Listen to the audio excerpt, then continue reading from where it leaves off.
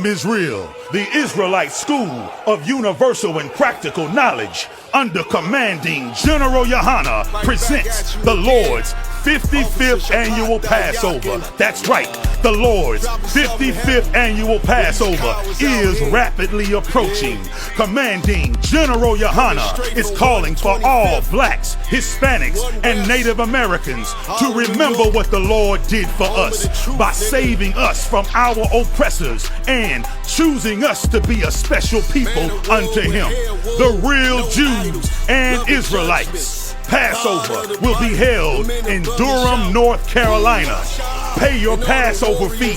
Anyone 17 years of age or older must pay $200. Come and enjoy fresh lamb, unleavened bread, and the Spirit of Christ. Can't wait to see you all there, Israel. Shalom. Captains on streets and corners, all is feeling righteous. Real particular, nobody else there to compare to. Train for war, men of war, and warlike apparel. Prefer our leaders, can't get between us. The system which clearly is broken for, and hearing yourself saying that from the 60s to the present time, it has never been fixed because they don't see it as broken. So the question, I guess, I want to open up to these young people who are in front of us, thank you for coming, to ask them what do they want to see, because as I said, you are the custodial head teacher at the time, that you were chair of governors at the time, bringing change, so both of you see the change and be the change. The question is, can our young persons, how do they occupy the space? How do they become chair of governors? How do they navigate to become an educator in this 21st century where we've got AI that's ruling the roost, well, soon to rule the roost as it goes, and our young black males, it will be advertised and lead us to think and believe that there is no hope for us as Dad is alive to saying about sports and music, and that is the way to go, because that's where you can see yourself. So I'm going to bring you to that place now where I would like to open the floor, especially to the young men, and I know you're not really shy. When you were talking about the school system, I was doing some research not long ago actually, and if you look at how the school system was set up, back in the days there was a thing called SEN schools, special educational needs schools. What they would do is they would send the black children to these special educational needs schools, and there's nothing wrong with these children. When you look at the percentage, about 75% of them was wrongly placed in these schools, and there's nothing wrong with these children. So in these schools, it was stated that they sent them to these schools so they could basically prepare them to survive and not to excel. So they were sent to these schools so they could end up doing dead-end jobs once they get older, so they couldn't get no qualifications. So the whole system has failed black people on the whole. Right. Also, it was also said that the white teachers didn't want to teach black children. So what they would do the IQ test, and they knew that these kids came from the Caribbean, so they would use certain words that these kids wouldn't understand, and these certain words they didn't understand, they would use that to say, yeah, these kids are dumb, we send them to these special educational needs school. Like for example, in England, they call it a tap. In Jamaica, they call it a pipe. So now they would show them a tap and say, what's this? The Caribbean children would say a pipe, and they'll say, no, wrong. So this is why we need our own teachers who can teach our children, because why? White teachers ain't going to teach our children. Right. And this is why we're here today still having these same conversations that we've been having for 50 years and 60 years and 70 years. Even when you look at schools today, when you look at these boarding schools, who's mainly in there? Black children. When you look at these schools, which is for so-called naughty children, who's in there? Black children. But what you'll find with schools is, when there's white children who misbehave, oh, they got problems at home. So how come we don't get the same treatment that we've got problems at home? And this happens everywhere. Also in the book, so they said that whoever controls your education controls what you do after you leave school. So this is why what happens, most of our children turn to crime, because why they can't get the qualifications, because the system failed them from when they was infants. If someone could get me Ephesians chapter 6 and verse 12, and this is biblical. Now the people that we're dealing with, we think we're dealing with just people being racist towards us. No, man, we're dealing with principalities, we're dealing with the educational board, we're dealing with all the people behind the scenes that you don't see, and they've put things in place so we fail. So we look down on our children, oh, you're not smart enough, you're not this, you're not that, and it's not their fault, man. Half the time it's the teachers ain't got the time to teach our children. So now, when you look at the schools that we go to in the ghetto, when you do have teachers of other races there, really, this wasn't their first school that they wanted to work at. They wanted to work at maybe at Oxford or somewhere, but they couldn't get that position. So they come here, and what do? They're just here for the money. They're not here for our children's education. So what do we need? We need black schooling, man. We need more black teachers, more black head teachers, which sit down and speak with the parents, which sits down and help these children. Because in these schools, what happens? When children misbehave, just go to the back of the class, not realizing that this is our children's future. So when you send them to the back of the class and don't care about their education, once they become 16 and 17, they don't have the grades to get into college. That's right. They can't go to college, so they don't have the grades to get into university.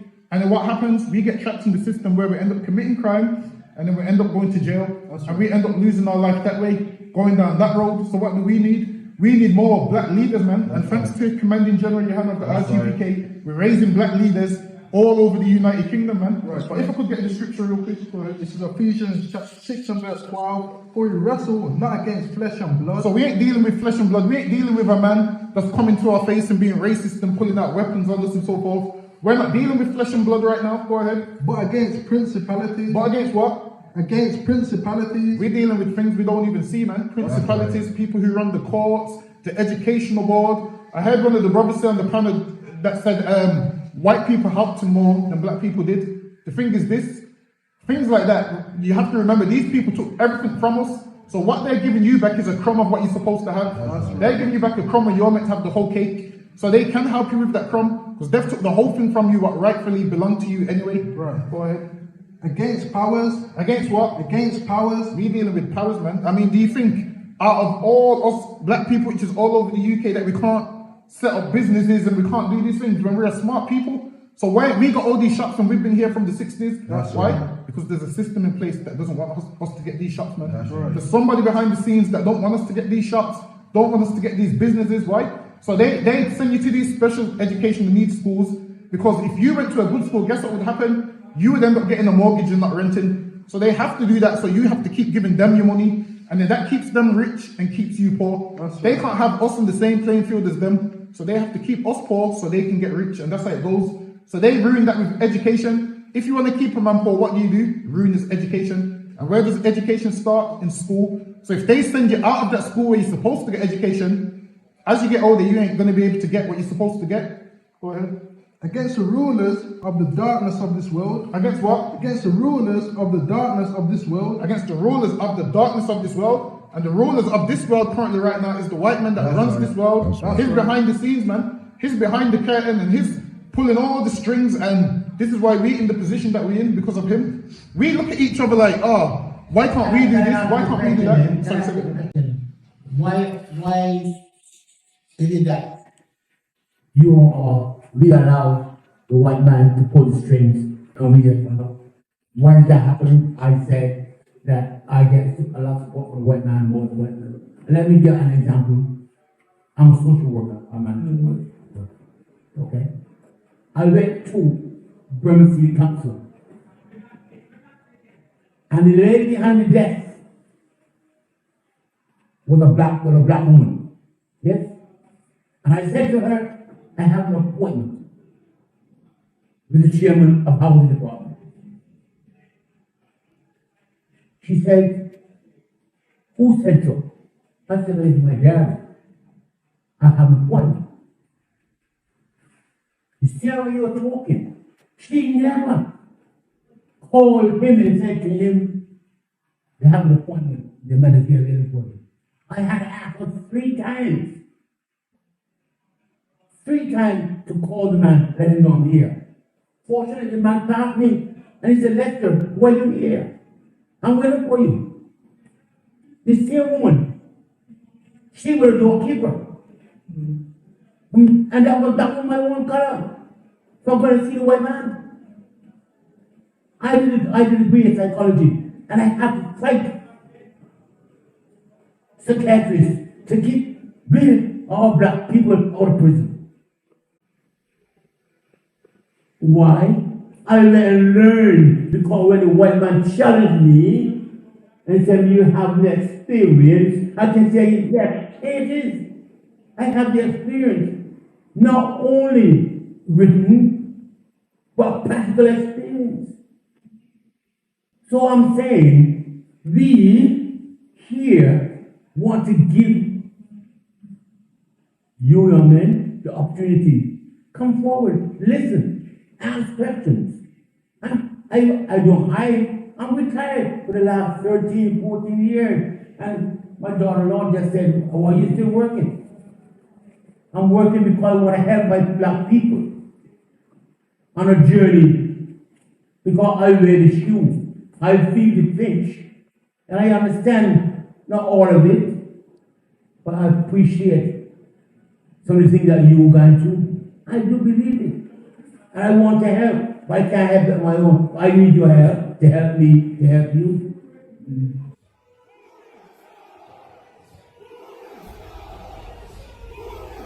Shalom, Israel. The I.S.U.P.K is hosting the Lord's 55th annual Passover with a all-access pass to the lamb slaughter, all-black party, scripture breakdown class, kids party, the Lord's 55th annual Passover, and the Feast of Unleavened Bread.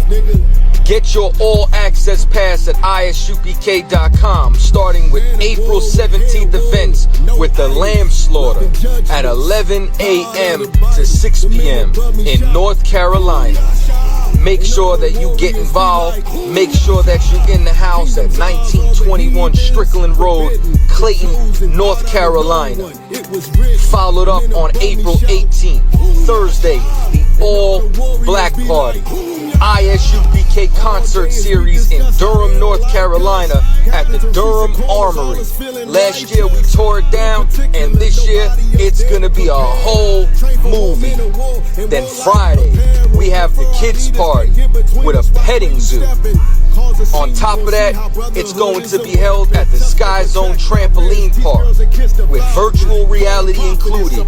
Get your all-access pass at ISUPK.com.